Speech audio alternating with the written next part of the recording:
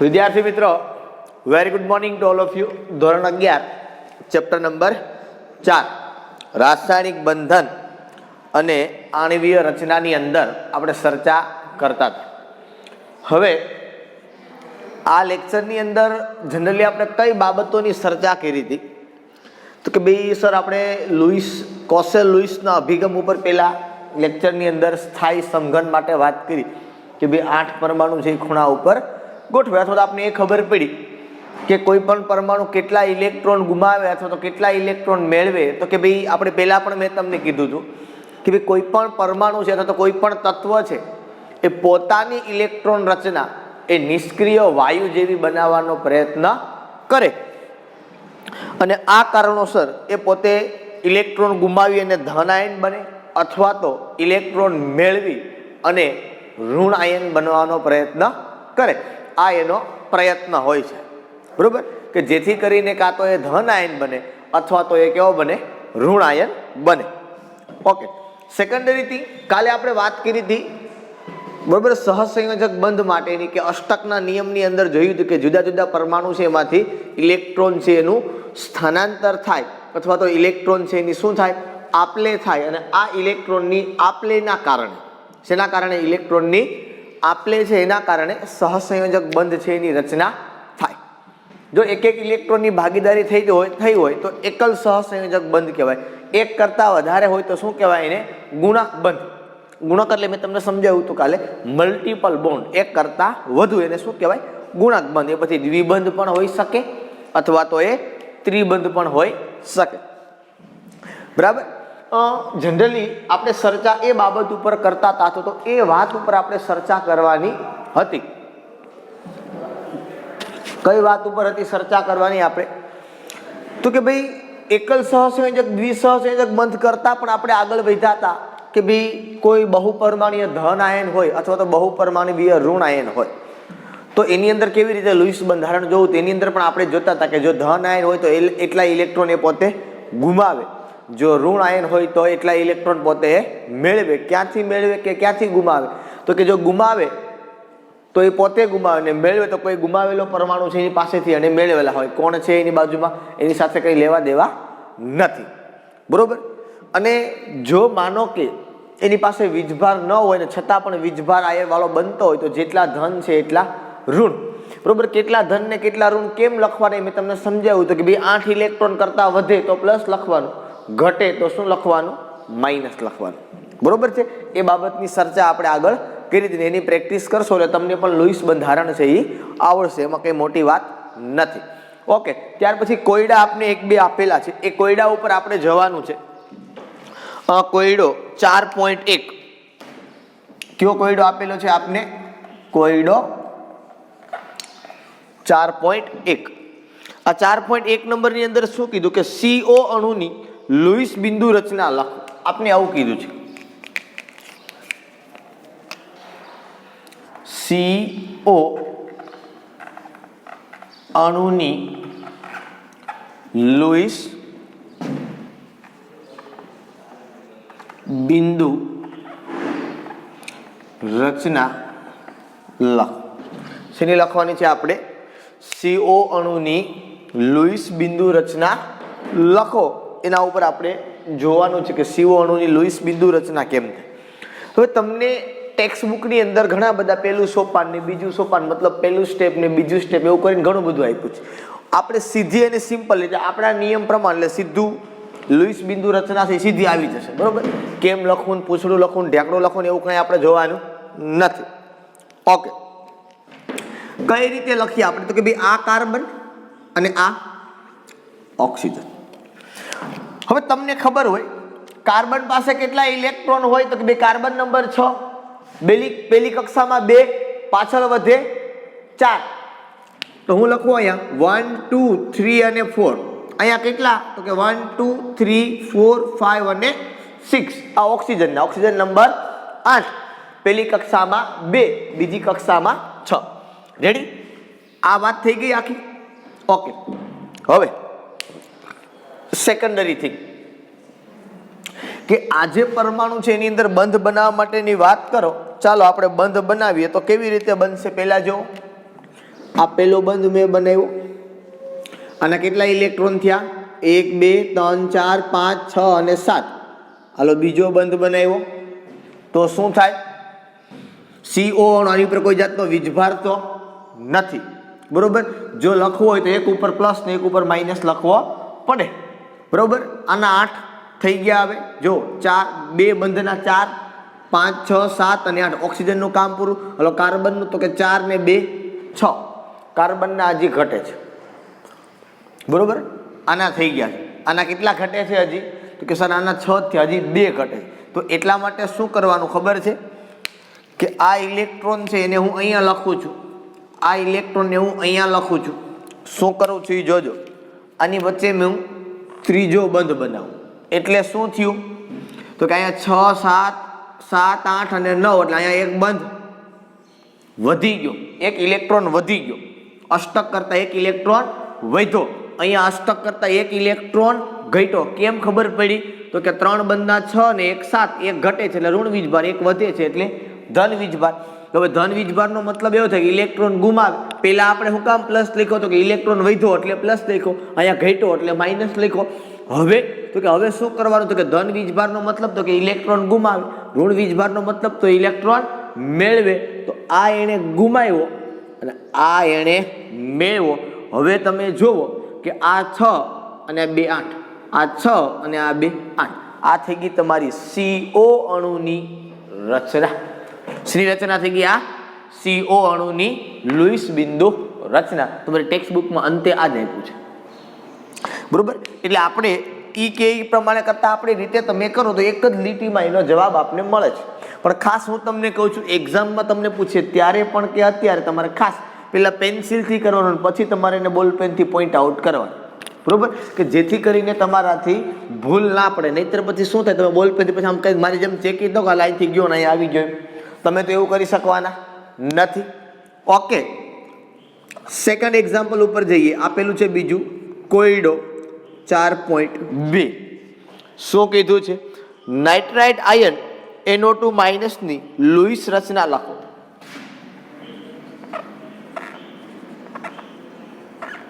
Nitrite ion NO2 માઇનસની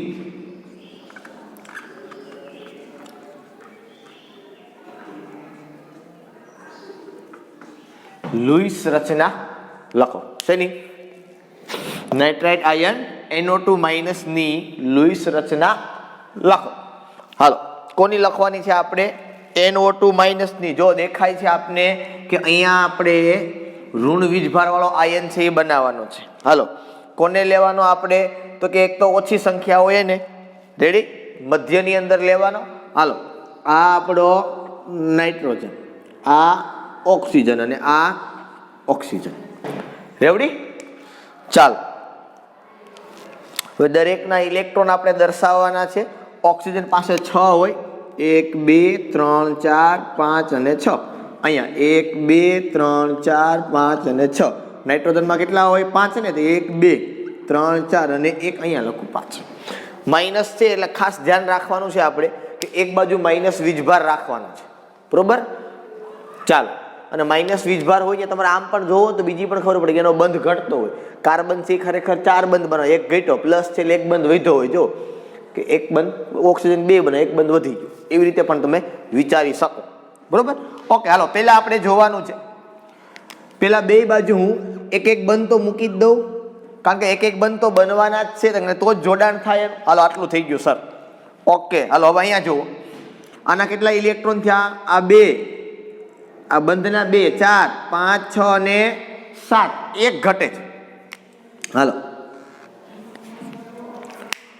કેટલા થઈ ગયા? હવે 2 બંધના 4 ને 4 8.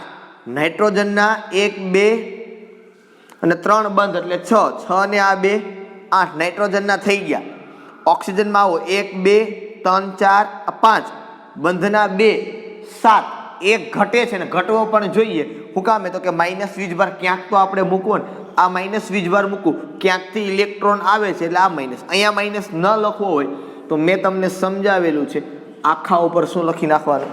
માઇનસ. અહીંયા ક્યાંય પ્લસ નથી આવતો, રેડી. તમે અહીંયા દ્વિબંધ કરો તો પણ ચાલે, અહીંયા દ્વિબંધ કરીને અહીંયા સિંગલ કરો ને અહીંયા માઇનસ કરો તો પણ ચાલે. એવું નથી કે અહીંયા જ તમારે માઇનસ કરવું પણ બેમાંથી એક જગ્યાએ કરો તો હું તમને બે જગ્યાએ ખાલી સમજાવું કે જો અહીંયા માઇનસ ન લખો તો ક્યાં લખવાનો? અહીંયા લખો તો પણ ચાલે. પણ જનરલી આખા ઉપર માઇનસ લખવાનો, કારણ કે અહીંયા પણ હોય ને અહીંયા પણ હોય, બે બાજુ હોય. બરોબર, એ પછી આપણે આગળ ઉપર જશું એટલે ખબર પડશે કેવી રીતે હોય. બરોબર, આ તમારું સેકન્ડ એક્ઝામ્પલ છે એ થઈ ગયું. હવે ત્યાર પછીના ટોપિક ઉપર આપણે જઈએ જેનું નામ છે નિયમનિષ્ઠ ભાર.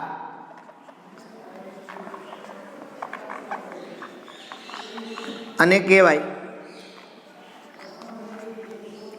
ફોર્મલ ભાર, અથવા તો જો આપણી ભાષામાં હું તમને કહું તો આને કહેવાય ઔપચારિક ભાર.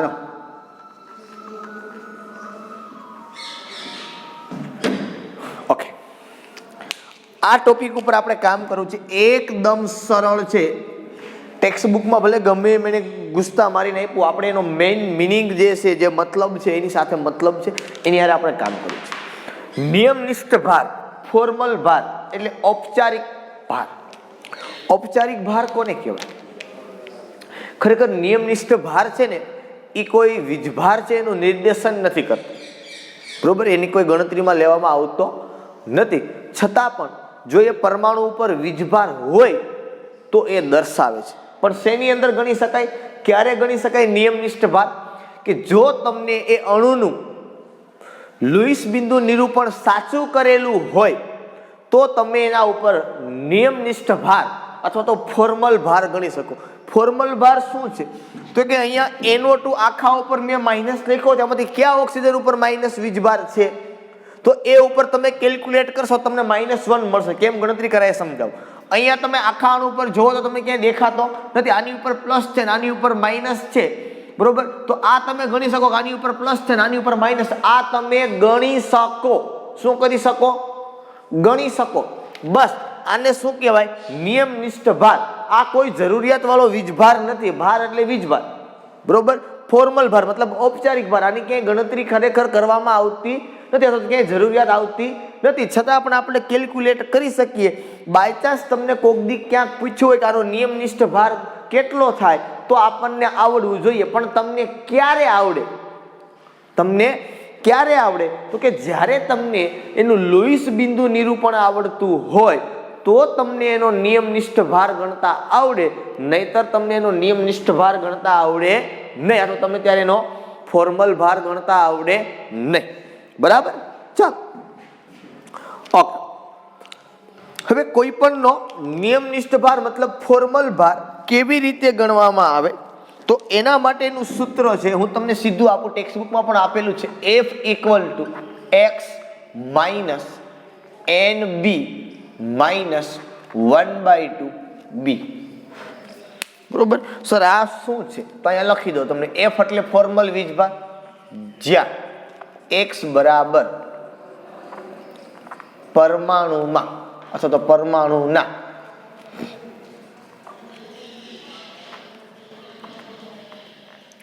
સંયોજકતા ઇલેક્ટ્રોનની સંખ્યા. બીજું NB. બરોબર, આ NB એ શું છે? તો કે પરમાણુના. NB એટલે નોન બોન્ડિંગ, એને કહેવાય ગુજરાતીમાં અબંધકારક ઇલેક્ટ્રોનની સંખ્યા. B એટલે કહેવાય પરમાણુના. B એટલે બોન્ડિંગ એટલે એને કહેવાય બંધકારક ઇલેક્ટ્રોનની સંખ્યા. મેં તમને એક વખત વર્ષો પહેલા શીખવાડેલું હતું કે જે ઇલેક્ટ્રોન બંધમાં ભાગ લીધો હોય, સંતુલનમાં સમજાવ્યું છે એક વખત મેં તમને, જે ઇલેક્ટ્રોને બંધમાં ભાગ લીધો હોય એને કહેવાય ઇલેક્ટ્રોન કહેવાય બંધકારક ઇલેક્ટ્રોન. કેવા કહેવાય એને? બંધકારક. માનો કે આ ઓક્સિજન છે, એની પાસે સંયોજકતા ઇલેક્ટ્રોન કેટલા? તો કે 6. સંયોજકતા ઇલેક્ટ્રોન એટલે બાહ્યતમ કક્ષાના ઇલેક્ટ્રોન. બરોબર, પછી NB એટલે અબંધકારક. અબંધકારક ઇલેક્ટ્રોન એટલે બંધમાં કેટલાય ભાગ નથી લીધા 6 માંથી? તો કે 4. તો અબંધકારક ઇલેક્ટ્રોનની સંખ્યા 4. પછી B એટલે બંધકારક. બંધકારક ઇલેક્ટ્રોન કેટલા થાય? તો કે હવે આ ઓક્સિજનના જ ગણાય, કારણ કે બંધમાં ભાગ લીધો એટલે કેટલા બંધ થયા? 2. તો એ ઇલેક્ટ્રોન કેટલા? 4. સમજમાં આવ્યું? ઇલેક્ટ્રોનની સંખ્યા પૂછી છે એટલે કેટલા થાય, અને આ ઇલેક્ટ્રોન છે ઓક્સિજનના પણ કહેવાય. રેડી? બરાબર. તો આ એનું સૂત્ર છે નિયમનિષ્ઠ ભારનું. યાદ રાખવાનું છે, JEE ને નીટ માટે ખૂબ જ અગત્યનું છે. બરોબર છે. તમને JEE ને નીટની અંદર પૂછે કે ભાઈ આ અણુની અંદર આ પરમાણુનો નિયમનિષ્ઠ ભાર ગણો, બરોબર છે, અથવા તો નીચેનામાંથી કેટલો થાય, એવું તમને આપ્યું તો એ અણુનું તમને પહેલા લુઈસ બિંદુ નિરૂપણ આવડતું હોવું જોઈએ, અને એ લુઈસ બિંદુ નિરૂપણ આવડ્યા પછી તમને એની ગણતરી કરતા આવડે તો તમને એનો નિયમનિષ્ઠ ભાર આવડે, નહીં તો તમને નિયમનિષ્ઠ ભાર આવડે નહીં, તો તમને ફોર્મલ ભાર આવડે નહીં. ઓકે, ચાલો હું પહેલા તમને CO અણુની અંદર શીખવું કે CO અણુમાં નિયમનિષ્ઠ ભાર આપણે ગણવો હોય તો કેવી રીતે કેલ્ક્યુલેટ કરી શકાય. બરોબર. આપણે પહેલી વાત કરીએ, CO અણુમાં ફોર્મલ ભાર.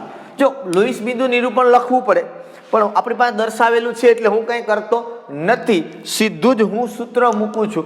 સૂત્ર શું છે તો કે F બરાબર x minus NB minus 1/2 B. Ready? હાલો, સૂત્રમાં કિંમત મૂકો. F બરાબર અહીં કેટલા છે? -1 છે તો -1 આવવું જોઈએ, અને આવશે પણ ખરી. કેવી રીતે? x એટલે શું? પણ હું પેલા કોનું ગણું છું તો કે અહીંયા હું ગણું છું કોનું? કાર્બનનો ફોર્મલ ભાર ગણું છું. કોનો? કાર્બનનો. કારણ કે પરમાણુનો ગણી શકાય. કોનો ગણી શકાય? અણુનો નહીં, પરમાણુ. કાર્બન ઉપર -1 છે ને, અહીંયા ઓક્સિજન ઉપર માઇનસ છે, આ આખા અણુ ઉપર માઇનસ છે, પણ ખરેખર આ ઓક્સિજન ઉપર માઇનસ, એટલે અહીંયા જ મળે, બીજે ક્યાંય મળે નહીં. બાકીના બધાને તમને શૂન્ય મળી જાય. એ કેલ્ક્યુલેટ કરતા શીખવીશ તમને. હાલો, કાર્બનનો F બરાબર લખે છે x એટલે શું તો કે કાર્બનના સંયોજકતા ઇલેક્ટ્રોનની સંખ્યા. કાર્બનમાં સંયોજકતા ઇલેક્ટ્રોન એટલે તો કે બાહ્યતમ કક્ષાના ઇલેક્ટ્રોન. બાહ્યતમ કક્ષાના કેટલા? તો કે પહેલી કક્ષામાં 2, બીજી કક્ષામાં 4, આ તો બાહ્યતમ કક્ષામાં થાય 4, એટલે સંયોજકતા ઇલેક્ટ્રોનની સંખ્યા 4. -NB. NB એટલે અબંધકારક ઇલેક્ટ્રોન. અબંધકારક ઇલેક્ટ્રોન એટલે બંધમાં ભાગ ન લીધો એવા કેટલા છે તો કે આંધળા હોઈને દેખાય છે 2 -1/2. બંધકારક કેટલા બંધ છે કાર્બનના તો કે 3, તો કેટલા ઇલેક્ટ્રોન થાય એના? 6. એક બંધમાં 2 ઇલેક્ટ્રોન હોય. હાલો, અહીંયા 6 2 3 કેટલા થયા? 4 - 2 એટલે તો અહીં થઈ ગયું 4 - 2 - 3 ઇક્વલ ટુ -1. આ શું આવ્યો? કાર્બનનો ફોર્મલ ભાર. કેટલો મળ્યો તમને? -1. હવે તમને ઓક્સિજનનો ગણો. ઓક્સિજનનો ફોર્મલ ભાર equal to x NB minus 1/2 of B. હાલો, ઓક્સિજનની અંદર સંયોજકતા ઇલેક્ટ્રોન કેટલા હોય? x એટલે તો કે સંયોજકતા ઇલેક્ટ્રોનની સંખ્યા. સંયોજકતા ઇલેક્ટ્રોન કેટલા? તો કે ઓક્સિજન નંબર 8, પહેલી કક્ષામાં 2, બીજી કક્ષામાં 6. હાલો, આ સંયોજકતા ઇલેક્ટ્રોન. માઇનસ અબંધકારક કેટલા દેખાય છે? કેટલા ઇલેક્ટ્રોન છે? 2. -1/2 બંધકારક કેટલા તો કે દેખાય છે? 1 2 ને 3 બંધ છે, તો કેટલા ઇલેક્ટ્રોન થાય તો કે 6. 6 - 2 - 3. 6 - 2 4 - 3 ઇક્વલ ટુ +1. આ શું થઈ ગયો? ઓક્સિજનનો ફોર્મલ ભાર. શેનો થઈ ગયો? આ ઓક્સિજનનો ફોર્મલ ભાર. હવે આ અણુની અંદર સપોઝ હું તમને કેલ્ક્યુલેટ કરાવું કે NO2 માં ફોર્મલ ભાર. એમાં પહેલા હું શેનો લખું? ફોર્મલ ભાર. એટલે પહેલા નાઇટ્રોજનનો ગણો કે નાઇટ્રોજનનો ફોર્મલ ભાર equal to x NB minus 1/2 of B. Ready? ગણતા આવડી જાય આપને કેવી રીતે ગણાય ઈ? હાલો, નાઇટ્રોજનનો પહેલા તો શું જોવાનું તો કે સર નાઇટ્રોજનમાં સંયોજકતા ઇલેક્ટ્રોનની સંખ્યા. હાલો, સંયોજકતા ઇલેક્ટ્રોન કેમ ગણાય? નાઇટ્રોજન નંબર 7, પહેલી કક્ષામાં 2, બીજી કક્ષામાં તો કે 5. ચાલો સર, સંયોજકતા ઇલેક્ટ્રોનની સંખ્યા 5 NB. NB એટલે અબંધકારક ઇલેક્ટ્રોનની સંખ્યા. અબંધકારક ઇલેક્ટ્રોન કેટલા છે તો કે 1 અને આ 2. હાલો, 5 - 2 -1/2 ઓફ B. B એટલે બંધકારક. નાઇટ્રોજને કેટલા બંધ બનાવ્યા? 3. 3 બંધા કેટલા તો કે 6. હાલો, 6 દૂરી 3, તો તો 5 - 2 - 3, 5 - 2 3, 3 - 3 બરાબર 0. છે કઈ વીજભાર? તો કે નથી. તો નાઇટ્રોજનનો ફોર્મલ ભાર કેટલો મળ્યો તમને? 0. ઓકે. સેકન્ડ ગણવો છે આપણે કોનો? તો કે આ ઓક્સિજનનો. પહેલા નંબર આપી દો 1 અને આપી દો 2. તો અહીં લખું કે પહેલા ઓક્સિજનનો ફોર્મલ ભાર ડાયરેક્ટલી સીધું x - Nb - 1/2 of B equal to x. સંયોજકતા ઇલેક્ટ્રોનની સંખ્યા ઓક્સિજનમાં ખબર પડી જાય હવે મોઢે કેટલા? 6 - Nb. અબંધકારક કેટલા છે? 1 2 3 4 5 અને 6. અબંધકારક પણ છે 6 - 1/2 ઓફ બંધકારક કેટલા? તો કે 2 દૂડી દૂડી ગઈ. શું થયું? 6 - 6. આપણી કાંઈક ભૂલ થઈ છે.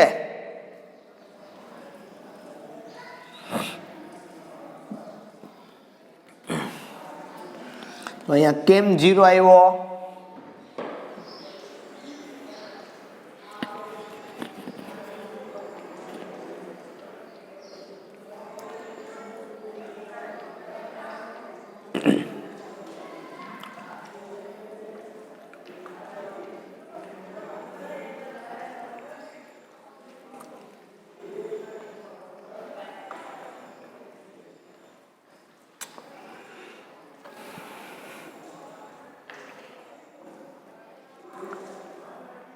અબંધકારક 2 2 4 5 ને 6.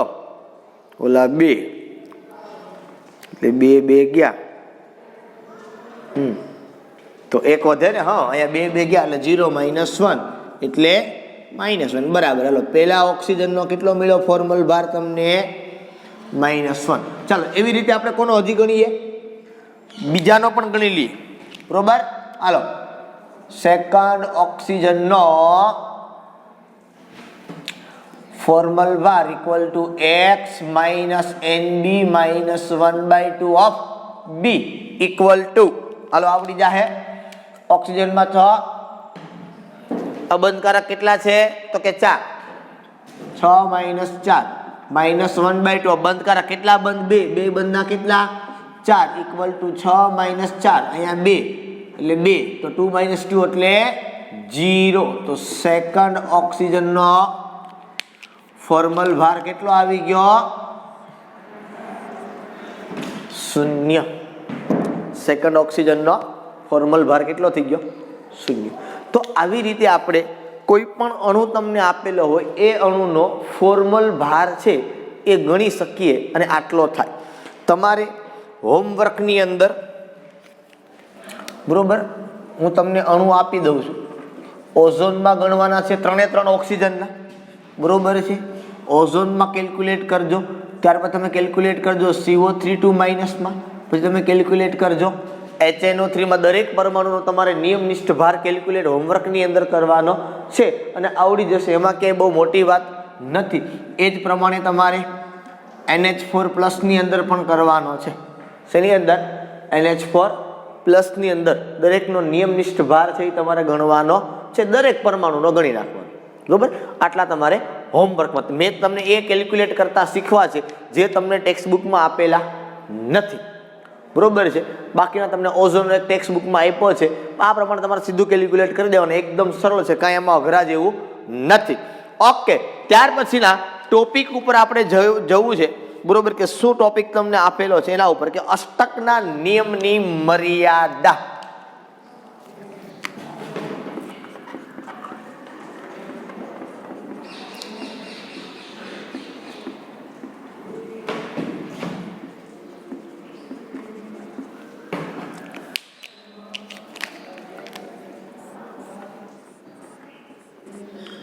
ક્યાં જવું છે આપણે? અષ્ટકના નિયમની મર્યાદાની અંદર આપણે ચર્ચા કરવી છે કે આપણે પેલા કોસેલ અને લુઈસનો અભિગમ હતો તેમાં આપણે કોસેલ અને લુઈસે સ્પષ્ટપણે આપણે કીધું. શું કીધું? કે આ અભિગમ છે એ દરેક અણુને અથવા તો મોટા ભાગના અણુને લાગુ પડતો નથી. પછી આપણે સહસંયોજક બંધની અંદર આવ્યા હતા. આમાં અષ્ટકના નિયમ છે લગભગ જગ્યાએ આપણે પાલન થતું જોવા મળે છે, પણ ક્યાં નથી જોવા મળતું એ ખાસ આપણે કેલ્ક્યુલેટ કરવાનું છે કે કઈ જગ્યા ઉપર અષ્ટકના નિયમનું પાલન થતું નથી, બરોબર. આનો મતલબ શું? અષ્ટકનો નિયમ શું કહે છે કે ભાઈ, અથવા તો મેં તમને આગળ કીધું તેમ કે કોઈ પણ અણુ શા માટે ઇલેક્ટ્રોન ગુમાવે અથવા તો ઇલેક્ટ્રોન મેળવે, તો એના ઉપર આપણે ચર્ચા કરી હતી અને કીધું હતું કે કોઈ પણ અણુ છે એટલા માટે ઇલેક્ટ્રોન ગુમાવે અથવા તો ઇલેક્ટ્રોન મેળવે કે જેથી કરીને પોતાની ઇલેક્ટ્રોન રચના છે એ કેવી બનાવવાનો પ્રયત્ન કરે, નિષ્ક્રિય વાયુ જેવી અથવા તો ઉમદા વાયુ જેવી. તો ઘણા બધા અણુ એવા છે કે જેની અંદર અષ્ટકનો નિયમ નથી થતો અથવા તો અષ્ટક નથી બનતું, છતાં પણ એ અણુ છે એ પોતે સ્થાયી છે. ખાસ કરીને આની અંદર 3 પ્રકારની મર્યાદા આવે છે, બરોબર. એ 3 પ્રકારની મર્યાદા છે એ આપણે જોવાની છે. એમાં પહેલી મર્યાદા આપણે આપી છે મધ્યસ્થ અણુનું, અથવા તો મધ્યસ્થ અણુનું નહીં પણ મધ્યસ્થ પરમાણુનું અપૂર્ણ અષ્ટક, બરોબર. ખાસ કરીને આની અંદર બીજા અને ત્રીજા આવર્તના તત્વો છે એ આવે કે બીજા અને ત્રીજા આવર્તના તત્વો જે પ્રકારે સંયોજનો બનાવે છે એ સંયોજનોમાં લગભગ ક્યાંય મધ્યસ્થ પરમાણુ છે એનું અષ્ટક પૂર્ણ થતું નથી, અને છતાં પણ એ અણુ સ્થાયીતા પ્રાપ્ત કરે છે. દાખલા તરીકે હું તમને કહું કે બીજા આવર્તમાં સીધું આપણે પહેલું પકડીએ, તમને ખબર પડે કોણ આવે સૌથી પહેલું, તો કે લિથિયમ. હાલો, LiCl, બરોબર. એ જ પ્રમાણે તમે કોઈ પણ લખી લો, LiCl લઈ લો, NaCl લઈ લો, પછી આવે BeH2, BeCl2, પછી માનો તમે લખો BH3, તમે લખો BCl3. આ બધા એવા અણુઓ છે કે જેની અંદર મધ્યસ્થ પરમાણુ છે એનું અષ્ટક છે એ કેવું છે, અપૂર્ણ, અને છતાં પણ એ પોતે સ્થાયી છે. દાખલા તરીકે હું તમને પહેલી વાત કરું, તમે દરેકની અંદર લુઈસ બંધારણ લખો, હું તમને એક એકની અંદર સમજાવું. માનો કે તમે પહેલું લખો છો LiCl ની અંદર, તો આ Li અને આ Cl, બરોબર. હાલો, લિથિયમ નંબર કેટલા, તો કે લિથિયમ નંબર 3, પહેલી કક્ષામાં 2, બીજી કક્ષામાં કેટલા, તો કે બીજી કક્ષામાં 1. હાલો, Cl માં તમને ખબર છે ક્લોરીન નંબર 17, પહેલી કક્ષામાં 2, બીજી કક્ષામાં 8, થઈ ગયા 10, ત્રીજી કક્ષામાં 7. તો લખો હું 7, 1 2 3 4 5 6 અને 7. બનાવો અહીંયા બંધ, આ બનાવ્યો બંધ, આ બે વચ્ચે બંધ બી, બરોબર. તો લિથિયમમાં જો કેટલા ઇલેક્ટ્રોન થયા, તો કે લિથિયમ પાસે 2 જ ઇલેક્ટ્રોન થયા. આની પાસે કેટલા થઈ ગયા, તો કે એની પાસે 8 થયા. આનું અષ્ટક છે એ થતું નથી. લિથિયમમાં છે એમાં 2 જ ઇલેક્ટ્રોન છે, એમાં એનું અષ્ટક થતું નથી. સેમ હાઇડ્રોજનમાં હાલતું, તો આપણે શું કામ લખતા હતા, તો કે ભાઈ હાઇડ્રોજનમાં એક જ ઇલેક્ટ્રોન છે ને હિલિયમ જેવી ઇલેક્ટ્રોન રચના પ્રાપ્ત કરે, અથવા તો હાઇડ્રોજન ગુમાવી દે કે મેળવ્યો તો હિલિયમ જેવું થાય. આમાં તો એવું છે નહીં લિથિયમમાં તો, બરોબર. સેમ NaCl ની અંદર સેમ તમે માનો કે BeCl2 જો કીધું મધ્ય અપૂર્ણ અષ્ટક, આ લોકો 8 જ લે. ખરેખર તમે 2 ઇલેક્ટ્રોન પણ લઈ શકો, પણ ખરેખર આ લોકો લે છે એવી રીતે, બરોબર. બાકી આ મર્યાદામાં ન આવે, LiCl NaCl મર્યાદાની અંદર આવે નહીં. હા, એ સિવાયના બાકી બધા આવે, હજી ન આવે એવું નહીં. BeH2 છે તો આમ લખાય, આ Be, અહીંયા H, અહીંયા H, તો શું લખાય, હાલો આ ઇલેક્ટ્રોન હાઇડ્રોજનનો, આ ઇલેક્ટ્રોન હાઇડ્રોજન. બેરિલિયમ નંબર 4, પહેલી કક્ષામાં 2, પાછળ વધે કેટલા, તો કે 2. હાલો અહીંયા બંધ બનાવો, આ બંધ બનાવ્યા. હાઇડ્રોજનના તો સર બરોબર છે 2 થયા, પણ બેરિલિયમના 4 થયા, અષ્ટક નથી, છતાં પણ એ પોતે કેવું છે, સ્થાયી. એ જ પ્રમાણે BeCl2 માં થાય, અહીંયા Cl ના થઈ જાય. એ જ પ્રમાણે જો તમને હું BH3 માં કહું તો પણ થાય. આ B, અહીંયા H, અહીંયા H અને અહીંયા H. આ 3 ઇલેક્ટ્રોન આપણે હાઇડ્રોજનના દર્શાવીએ તો બોરોન નંબર 5, પહેલી કક્ષામાં 2, બીજી કક્ષામાં 3, તો આ 3 ઇલેક્ટ્રોન થયા બોરોનના. બનાવો અહીંયા બંધ, આ પહેલો બંધ, આ બીજો બંધ, આ ત્રીજો બંધ. હાઇડ્રોજનના 2 2 થયા, પણ બોરોનના કેટલા થયા? 6. 8 થતા નથી, છતાં પણ એ કેવું છે? સ્થાયી છે. એ જ પ્રમાણે કદાચ લખવું જ લખાય AlCl3.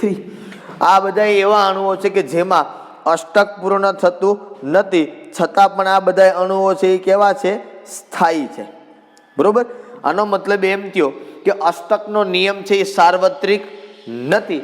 હા, ખાસ અષ્ટકનો નિયમ છે ને એ ખાસ કાર્બનિક સંયોજનોને લાગુ પાડી શકાય. આ એની ઉપયોગિતા કયો તો ઉપયોગિતા છે. બરોબર. કઈ? કે અષ્ટકનો નિયમ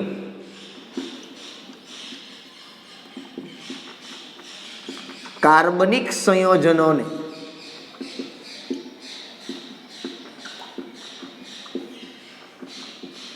અથવા તો વધુ લાગુ પડે એમ તમે કહો તો ખોટું નથી. કાર્બનિક સંયોજનો કોઈ પણ હોય, કાર્બનિક સંયોજન એટલે કેવા તો કે કાર્બન વાળા, જેમાં કાર્બન, આ Cl છે, આ કાર્બન નથી. કાર્બન વાળા જે કોઈ સંયોજન છે એની અંદર અષ્ટકના નિયમનું પાલન થશે. શેનું પાલન થશે? એમાં અષ્ટકના નિયમનું પાલન થશે. એટલે એ દરેક અષ્ટકના નિયમનું પાલન કરશે. એટલે આ એક એની ઉપયોગિતા છે. કઈ? અષ્ટકના નિયમની આ શું છે? ઉપયોગિતા, કે કાર્બનિક સંયોજનો છે એ અષ્ટકના નિયમનું પાલન કરશે. બરોબર. પછી સેકન્ડ વન તમને આપ્યું છે. સેકન્ડ એવું કીધું છે એકી અણુમાં, બરોબર, અપૂર્ણ અષ્ટક. હવે જનરલી એવું હોય, એકી અણુ તો ના કહેવાય, પણ અણુમાં એકી સંખ્યાના ઇલેક્ટ્રોન હોય. અણુમાં એકી સંખ્યામાં ઇલેક્ટ્રોન. તો જનરલી એવું હોય મોટા ભાગે કે જો કોઈ અણુની અંદર એકી સંખ્યામાં ઇલેક્ટ્રોન હોય ને તો લગભગ એનું અષ્ટક પૂર્ણ થાય. જનરલી એવું હોય, ફિક્સ નથી કે હોય જ આવું, પણ કોઈ અણુ હોય એ આખા અણુની સંયોજકતા ઇલેક્ટ્રોન ગણવાના, કે જો એની અંદર એકી સંખ્યામાં ઇલેક્ટ્રોન થતા હોય તો મોટા ભાગે એ અણુ છે એ સ્થાયી હોય. બરોબર. એવું નથી કે ભાઈ બેકી હોય તો ન હોય એમ, પણ જો એકી સંખ્યામાં ઇલેક્ટ્રોન હોય તો મોટા ભાગે એ અણુ કેવો હોય? સ્થાયી. અથવા તો મતલબ સ્થાયી તો આ અહીંયા પણ હશે, પણ જો એ હોય તો એમાં અષ્ટકના નિયમનું પાલન થાય. અહીંયા અમુક અણુઓ એવા છે કે એની અંદર એવું છે છતાં પણ એ પોતે સ્થાયી નથી. દાખલા તરીકે પેલું હું તમને એમ કહું કે NO અણુ છે, તો NO અણુની અંદર આપણે લખીએ તો શું લખી શકાય? જો આ નાઇટ્રોજન થયો અને આ થયો ઓક્સિજન, બરોબર, NO અણુ. તો નાઇટ્રોજનની અંદર કેટલા ઇલેક્ટ્રોન હોય? તો કે નાઇટ્રોજન પાસે સર 5 ઇલેક્ટ્રોન હોય. ઓક્સિજન પાસે કેટલા હોય? હવે તમને સીધું આવડે, 6 ઇલેક્ટ્રોન હોય. બરોબર. હવે અહીંયા તમે બંધ બનાવો, માનો કે મેં અહીંયા 2 બંધ બનાવ્યા. પહેલા હું કામ બનાવ્યા તમે સીધું હવે ખબર પડી જશે. ઓક્સિજનના ગણો કેટલા છે? કે 2 બંધના 4 ને 4 8. નાઇટ્રોજનમાં ગણો 2 બંધના 4 અને આ 3 કેવા થયા? 7. હવે માનો કે અહીંયા તમે વધારી દો ને તોય ભેગું ન થાય. માનો કે હું એક ત્રીજો બંધ બનાવી દઉં તો શું થઈ જાય? તો કે અહીંયા 8 થાય ને અહીંયા પાછો બંધ વધી જાય, અહીંયા પોઝિટિવ વીજ બરાબર. આ શક્ય નથી. ખબર પડે છે? મગજમાં બેઠું કે ના? ખ્યાલ પડ્યો? બરોબર. માનો કે આવી રીતે છે તો શું પ્રશ્ન છે? તો કે ભાઈ નાઇટ્રોજન પાસે અષ્ટક પૂર્ણ થતું નથી, મતલબ અહીંયા ઇલેક્ટ્રોન ઘટે, તો અહીંયા કેવો વીજભાર આવે? માઇનસ. તો સર બીજે ક્યાંક પ્લસ તો આવવો જોઈએ ને, એમને તો માઇનસ ચાલે નહીં. માનો કે તમે આ બંધ બનાવી દો તો નાઇટ્રોજનનું અષ્ટક થઈ ગયું 3 બંધ ને 2. તો અહીંયા શું થયું? તો કે અહીંયા 3 બંધ ને 3 ઇલેક્ટ્રોન, એટલે કેટલા છે? 6 3 9. તો અહીંયા વધી ગયો, અહીંયા પ્લસ વીજભાર આવે. હવે અણુની અંદર જો વીજભાર હોય જ નહીં તો તમે પ્લસ અને માઇનસ વીજભાર છે એ લખી શકતા નથી. અને આવું છે ને તો પણ આ અણુ છે એ કેવો છે? સ્થાયી છે. અષ્ટક પૂર્ણ નથી થતું છતાં પણ આ સ્થાયી છે, એટલે તેને અષ્ટકના નિયમની મર્યાદા કહેવાય. આવો જ એક અણુ બીજો છે આપણી પાસે, બરોબર, જેનું નામ છે NO2. કયો અણુ છે? NO2. એમાં જો માનો તમે લખો તો અહીંયા ઓક્સિજન, અહીંયા નાઇટ્રોજન, અહીંયા ઓક્સિજન, બરોબર. અહીંયા માનો કે ઇલેક્ટ્રોન દર્શાવો તમે 1 2 3 4 5 6, 1 2 3 4 5 6, 1 2 3 4 અને 5. હવે તમને ખબર પડી જાય કેમ લખાય ઇલેક્ટ્રોનિક, બરોબર. ચાલો હું બે બાજુ પહેલા શું કરું ખબર છે? તો કે બે બાજુ આપણે પહેલા એક એક ઇલેક્ટ્રોન આવું એટલે પહેલા એક એક બંધ તો જોડી દેવાનું. શું કામે? તો કે એક એક બંધ તો બને જ, તો જ અણુ બને. હાલો અહીંયા ગણો કેટલા થાય છે? 2 4 5 6 અને 7. અહીં મૂકી દો. 8 થઈ ગયા. આવું એટલે એક બાજુ પહેલા કરી લેવાનું, બાકીનું ઓટોમેટિક બીજા બાજુ થઈ જાય. 8 થઈ ગયા, આનું કામ પૂરું છે. હાલો અહીંયા જો કેટલા થાય છે, તો કે અહીંયા 2 ને 3, 6 બંધા ને 2 એટલે 8 અહીંયા થઈ ગયા. 1 2 3 4 5 અહીંયા કેટલા થયા, તો કે આવ્યો તો 7 થયા. તો આનો મેળ આવે નહીં, બરોબર. છતાં પણ NO2 અણુ છે એ સ્થાયી છે, છતાં પણ NO2 છે. જો અહીંયા મેં લખ્યો હતો ને એ NO2 માઇનસ છે હો, એટલે અષ્ટક પૂર્ણ થયું હતું, સમજો. ઓલો ખાલી NO2 છે તો સીધી વાત છે, ખાલી NO2 હોય તો એક બાજુ 7 ઇલેક્ટ્રોન થાય, છતાં પણ આ NO2 અણુ છે એ કેવો છે, સ્થાયી છે, બરાબર છે. ત્યાર પછી ત્રીજી મર્યાદા જો આપણે જોઈએ આની, તો એવું કહેવાય કે મધ્યસ્થ પરમાણુનું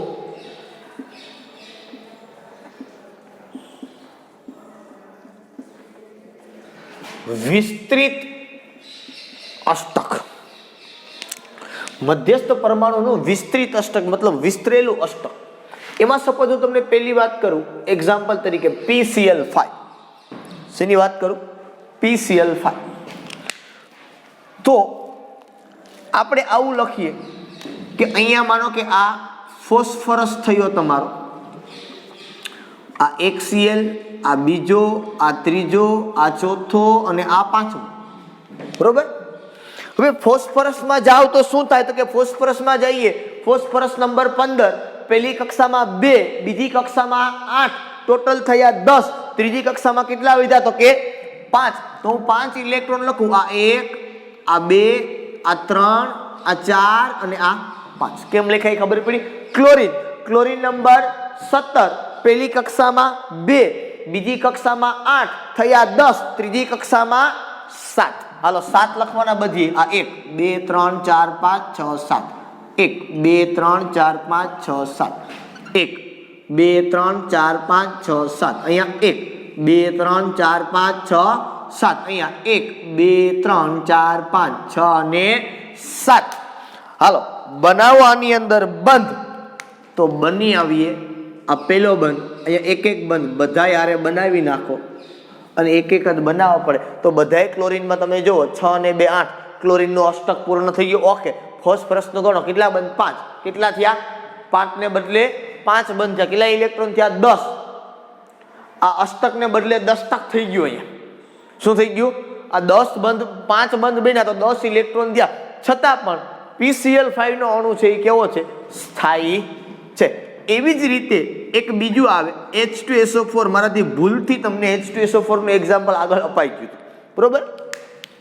જો કે તમને ખબર પડી ન હોય, બરાબર, નકર તો તમે ઠેકડા મારતા મારતા આવ્યા હોય, પણ કઈ વાંધો નહીં. ચલો અહીંયા લખો મધ્યસ્થ પરમાણુ તરીકે સલ્ફરને, અહીંયા ઓક્સિજન, અહીંયા ઓક્સિજન, અહીંયા ઓક્સિજન, અહીંયા ઓક્સિજન, બે બાજુ લખી નાખવાના હાઇડ્રોજન. તમે અહીંયા લખો તો પણ ચાલે.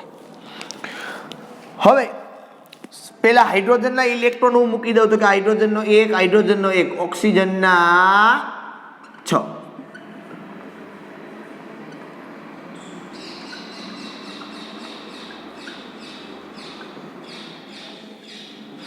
સલ્ફરના કેટલા, સલ્ફર નંબર 16, તો એમાં પણ 6 થાય. હાલો લખો 1 2 3 4 5 અને 6. હાલો પેલા ક્યાં બંધ પૂર્ણ કરશું, તો કે પેલા અહીંયા લખો. હાલો આનો બંધ, તો કે આનો 1, આનો, તો કે 1, આનો 1, આનો 1, આનો 1, આનો 1, બધાય બંધ ગોઠવાઈ ગયા. હાઇડ્રોજનમાં 2, આ ઓક્સિજનમાં તો કે 2 ને 2 4 ને 2 બંધ એટલે થઈ ગયા 4 બીજા એટલે 8. આ બેનું પૂરું. આ ઓક્સિજનમાં ગણો તો કે સર 5 ને 2 7, અહીંયા પણ 7 થાય. આ સલ્ફરમાં 8 થઈ ગયા, પણ આ બેના ઘટે છે, એક એક બંધ બનાવી દો. આ બે ઓક્સિજનના 8 ને આ સલ્ફરના કેટલા થઈ ગયા, 2 ને 2 4 ને 2 6, અહીંયા 12 બંધ, અહીં 12 ઇલેક્ટ્રોન થયા સલ્ફરના. ઘણી વખત મેં તમને કાલે કીધું વિદ્યાર્થીનો પ્રશ્ન થાય, સાહેબ સલ્ફર 6 બંધ બનાવે તો કે હા ભાઈ, કાં તો 6 ગુમાવે કાં તો 2 મેળવે. એની બાજુમાં કોણ છે, તો કે એની બાજુમાં છે ઓક્સિજન. વિદ્યુત ઋણતા કોની વધારે, સલ્ફરની કે ઓક્સિજનની, તો કે ઓક્સિજનની. શું કામે, તો કે તમે સમૂહમાં નીચે જાઓ, ઓક્સિજન, સલ્ફર, સિલેનિયમ, ટેલુરિયમ, પોલોનિયમ, બરોબર. તો ઓક્સિજન કરતા સલ્ફરની વિદ્યુત ઋણતા ઓછી, જેની વિદ્યુત ઋણતા ઓછી એને વધુની સાપેક્ષે ઇલેક્ટ્રોન ગુમાવવા પડે. બાકી સલ્ફરની વૃત્તિ પણ 2 ઇલેક્ટ્રોન મેળવવાની જ હોય, પણ એના કરતા વધારે તાકાતવાળું કોણ છે? ઓક્સિજન. એટલે આ પણ એની શું થઈ ગઈ? મર્યાદા. ચોથી મર્યાદા માટે જો હું તમને વાત કરું તો એવું કહી શકીએ કે ભાઈ અષ્ટકનો નિયમ એવું કહે છે કે કોઈ પણ પરમાણુ એટલા માટે ઇલેક્ટ્રોન ગુમાવે અથવા તો ઇલેક્ટ્રોન મેળવે કે જેથી કરીને પોતે અથવા તો પોતાની ઇલેક્ટ્રોન રચના ઉમદા વાયુ જેવી થાય. અરે ભાઈ ક્યારેક ઉમદા વાયુ પ્રક્રિયા કરે છે તો એનું શું? HCF4, KrF2 આવા સંયોજનો ઉમદા વાયુઓ પણ બનાવે છે, બરોબર. HCOF2 આવા સંયોજનો ઉમદા વાયુઓ બનાવે છે.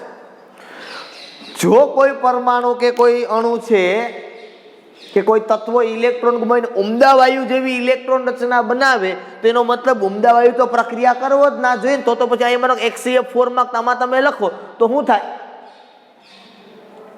તો એમાં તો અષ્ટકનું પાલન થાય જ નહીં. શું કામે? તમે HCF4 લખો, ઝેનોન છે તેની બાહ્યતમ કક્ષામાં તો 8 ઇલેક્ટ્રોન હશે, ફ્લોરિનના 4 બંધ બીજા થઈ જાય તો શું થઈ જાય? 4 ઇલેક્ટ્રોન વપરાય, 4 બંધ ને 4 ઇલેક્ટ્રોન પીડાય તો કેટલા થયા? 8 ને 4 12 થઈ ગયા એમાં પણ, બરાબર. એટલે કહેવાનો મતલબ એમ છે કે ભાઈ ઉમદા વાયુઓ પણ પ્રક્રિયા કરી અને સંયોજનો બનાવે. તમે તો ના પાડતા ને ઉમદા વાયુ પ્રક્રિયા ન કરે, અમુક કન્ડિશનોની અંદર કરે. આપણે 12મા ધોરણની અંદર એનો અભ્યાસ કરશું કે ઉમદા વાયુઓ પણ એ પ્રક્રિયા કરે અને આ પ્રકારે સંયોજનો છે એ બનાવે, પણ એની કન્ડિશન છે એ કંઈક જુદી હોય, બરોબર. આપણે જે તે સમયે 12મા ધોરણની અંદર પી વિભાગ નામના ચેપ્ટરની અંદર આ બાબતોની ચર્ચા છે એ કરશું. ત્યાં સુધી આપણે કંઈ ચર્ચા કરવાની નથી, બરોબર. તો આ નિષ્ક્રિય વાયુ તો ન કહેવાય, પણ આ અષ્ટકનો નિયમ છે એ અષ્ટકના નિયમની શું કહેવાય? મર્યાદા કહેવાય કે આ અષ્ટકના નિયમની મર્યાદા છે કે આની અંદર અષ્ટક છે એ પૂર્ણ થતું નથી, બરોબર. એટલે આ પ્રકારે જનરલી કાર્ય થાય, બરોબર. અને સેકન્ડ વસ્તુ કે આ સિદ્ધાંત છે એ અણુનો આકાર આપણે સમજાવી શકતો નથી કે અણુનો આકાર કેવો છે, આના ઉપરથી કંઈ આવો આકાર હોય એવું કંઈ નક્કી થતું નથી કે અણુનો આકાર કેવો હોય એ આ સિદ્ધાંત છે એ સમજાવી શકતો નથી. હા, સલ્ફરના અમુક બીજા સંયોજનો હોય એમાં એવું નથી કે સલ્ફરના પછી એક કોઈ સંયોજનમાં પાલન ન થાય. સલ્ફરના બીજા સંયોજનમાં અષ્ટકના નિયમનું પાલન થાય. ક્યાં ક્યાં પાલન થાય? તો કે માનો કે SO2 છે, SCl2 છે, આ બેના અણુ તમે બનાવજો, જાતે પ્રેક્ટિસ કરજો તો એમાં અષ્ટકના નિયમનું પાલન થાય છે. 5મો મુદ્દો તમે લખી શકો કે અષ્ટકના નિયમની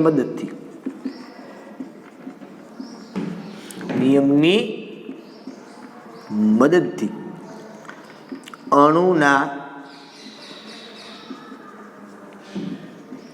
આકાર નક્કી કરી શકાતા નથી, બરોબર. એટલે આ એની 5 મર્યાદાઓ છે અષ્ટકના નિયમની, બરોબર.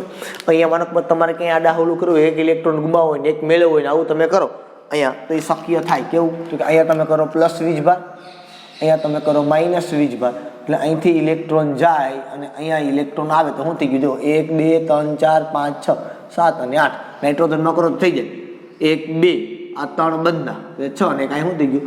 7. તો અહીંયા પ્લસ થાય. એટલે અષ્ટકના નિયમનું તો પણ પાલન થઈ શકે નહીં. અહીંયા થાય તો અહીંયા ન થાય, અહીંયા થાય તો અહીંયા ન થાય, બરોબર.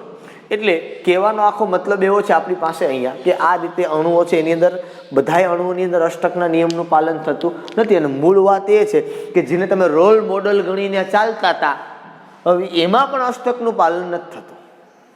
કે તમે એવું કે આપણે એવું કરતા હતા, તમે તો ન કહેવાય, આપણે એવું કામ કરતા હતા કે ભાઈ આપણે 8 ઇલેક્ટ્રોન પૂર્ણ કરવા માટે નિષ્ક્રિય વાયુ જેવી ઇલેક્ટ્રોન રચના બનાવવા માટે પ્રયત્ન કરતા હતા, તો એ પણ નથી રહેતા. તો હવે શું કરવાનું? તો કે હવે કઈ વાંધો રહ્યો કે આગળ ઉપર આપણે કરશું. એક થિયરી થોડી છે, આપણે ચેપ્ટરમાં 4 થિયરી ભણવાની છે. ઓકે, હજી પેલી થિયરી તમારી પૂર્ણ નથી થઈ સાહેબ, બરોબર. આપણે આગળ ઉપર હજી એની ચર્ચા કરશું. ઓકે, આજના માટે અહીં સુધી રાખું છું. ફરી પાછું આપણે નવા લેક્ચરની અંદર મળશું. ત્યાં સુધી બધાને Tata bye bye and C you.